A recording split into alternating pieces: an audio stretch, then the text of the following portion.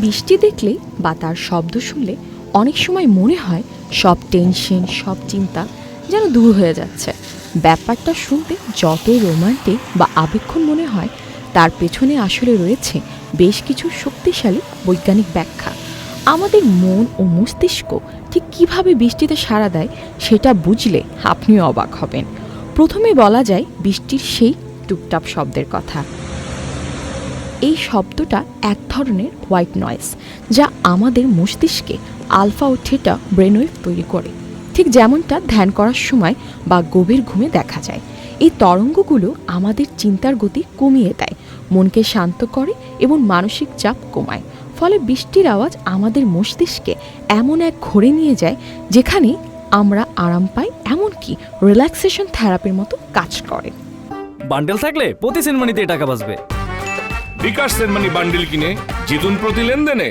আরেকটা খুব পরিচিত জিনিস আছে, বৃষ্টি পড়ার পর মাটির গন্ধ, যেটার নাম প্যাট্রিকর। বৃষ্টির প্রথম ফোঁটার পর যে গন্ধটা বাতাসে ছড়িয়ে পড়ে, সেটা শুধু একটা গন্ধ নয়, এটা আমাদের মস্তিষ্কে গভীরে থাকা পুরনো স্মৃতিগুলো জাগিয়ে তোলে। শৈশবের কোনো দিন, জানলার পাশে বসে থাকা, অথবা প্রিয় মানুষের হাত ধরে থাকা, সব কিছু।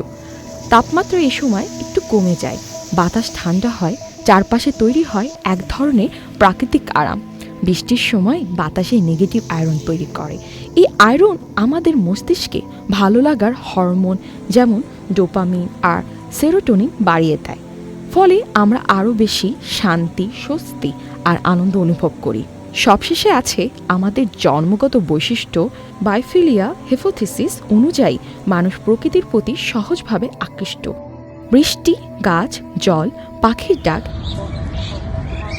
এসব আমাদের মস্তিষ্কে আনন্দের রাসায়নিক তৈরি করে দেয়। তাই বৃষ্টি দেখা, শোনা বা অনুভব করাটা আমাদের কাছে এক ধরনের প্রাকৃতিক মেডিটেশন। তাই যখনই আকাশ ভিজে বৃষ্টি নামবে, তখন নিজেকে একটু সময় দিবেন, সেই বৃষ্টির শব্দটি শুনবেন, গন্ধটি নেবেন আর একটু সময় নিজেকে দিবেন। কারণ এই বৃষ্টি শুধু প্রকৃতির নয়, এটা নিজের জন্য, কেননা এটি এক ধরনের বৈজ্ঞানিক বিশ্রাম। ফারজিয়া হোসেন, চ্যানেল আই।